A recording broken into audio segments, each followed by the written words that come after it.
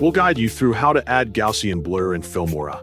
If you find this helpful, don't forget to like and subscribe. People search for this tutorial because they want to hide sensitive information, blur faces, or create a professional focus effect in their videos using Filmora. To begin this tutorial, make sure you have downloaded Wondershare Filmora on your device so you can follow this tutorial without any issues.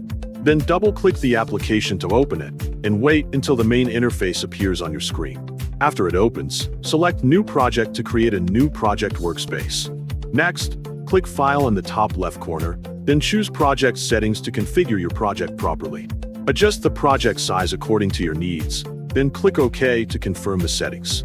After that, click Import, then select the video you want to add and click Open to bring it into the media library.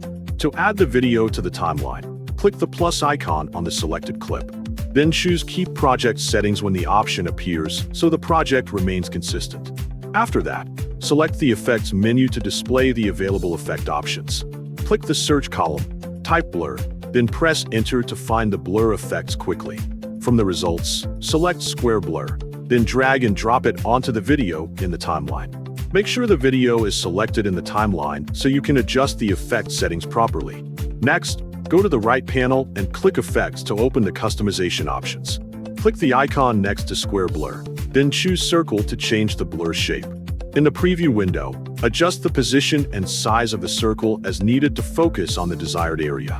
Then adjust Extend, for example set it to 14, to control the blur spread. After that, adjust blur strength, for example set it to 21, to increase the intensity of the blur. Keep opacity at 100 and adjust size to 8 for better visual balance. Then go to the timeline and set it to the beginning of the video. Click the full screen icon, press the play button, and review the result to confirm the Gaussian blur in Filmora has been successfully added.